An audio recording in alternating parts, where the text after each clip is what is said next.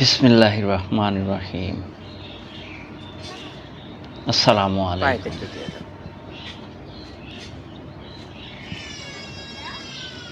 নাগাবাজারের প্রতিষ্ঠাতা গাহির আলী মণ্ডল ঈদ উল ফিতরের দিন বিকেলবেলা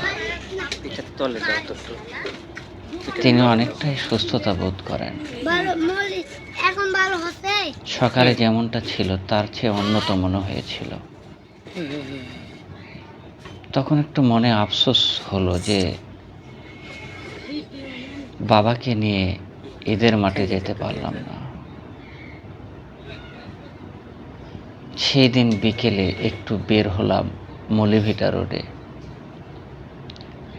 নাগাবাজার থেকে শুরু হয়ে মলিভিটায় শেষ হওয়া রাস্তা দিয়ে হেঁটে যাচ্ছিলাম।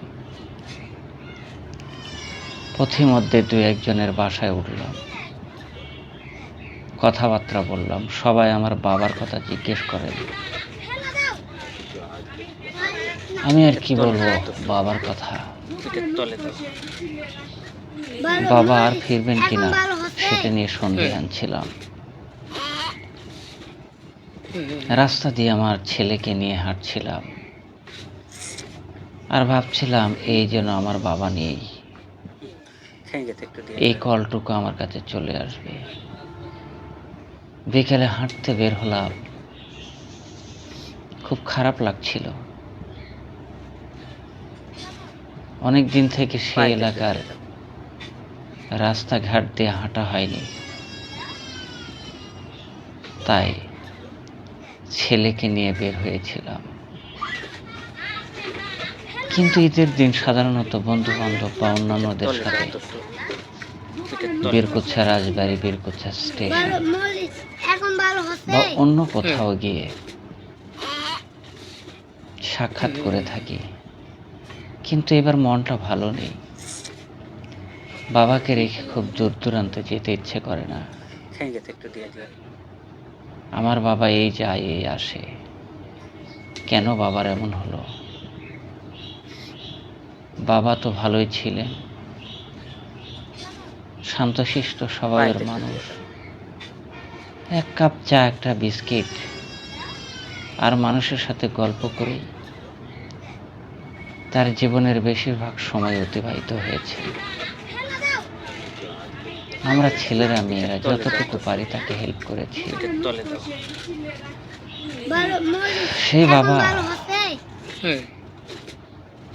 সেই বাবা আর ফিরবে না এমনটাই আশা ছিল। কিন্তু মনের একটি টান ছিল। এর আগেও কয়েকবার বাবা এমনটাই অবস্থায় গিয়েও ফিরে এসেছিলেন। বাবা নামের শব্দটা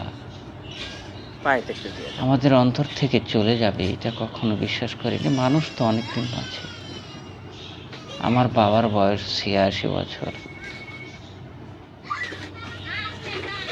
মানুষ তো ১০০ বছর মাঝে। আর কিছুদিন বেঁচে থাকলে বাবা আরো অনেক কিছুই দেখতে পারতেন, কিন্তু মনে হয় সেই সৌভাগ্য আর নেই। এই ধরনের চিন্তা ভাবনা করছি আর রাস্তা দিয়ে হাঁটছি। ছেলে আমাকে বারবার প্রশ্ন করছে, বাবা তোমার মন খারাপ কেন? ৮.৫ বছরের বাচ্চা আর কি বুঝবে আমার মনের বিষয়। আমি বেড়াতে যাচ্ছি বাধ্য হয়ে ছেলেকে নিয়ে। সেও কিছু জোর আপত্তি করছিল। কারো বাসায় নয়, রাস্তা দিয়ে হাঁটাহাঁটি। কারো বাসায় নাস্তা খাওয়ার জন্য নয়, যেমনটা প্রতি বছরই করা হতো। কোথাও না কোথাও যেতাম, পায়েস, লাচ্চা, সেমাই এগুলো খেতাম। কিন্তু এবার বাড়ির অংশটুকু খেয়ে এভাবেই দিনটা কাটিয়ে দিলাম। সর্বদাই আমার চিন্তা একটাই, আমার বাবা গাহির আলী মণ্ডল, নাগাবাজারের প্রতিষ্ঠাতা, কখন যেন মারা যান। তার স্বপ্ন দেখা এবং তার বাস্তবায়ন করাটা খুবই কঠিন। যদিও তিনি জীবিত অবস্থায় অনেক কিছুই দেখে গেছেন। আমরা চাচ্ছিলাম আরো কিছুদিন, আরো কিছুদিন দেখে যাক, কিন্তু না, অবশেষে বাবা 24শে মার্চ 2026 বেলা 3:20 এই পৃথিবীর মায়া ছেড়ে চলে গেলেন। আল্লাহ তাকে বেহেশত নসিব করুন। আমিন। খোদা হাফেজ। আসসালামু আলাইকুম।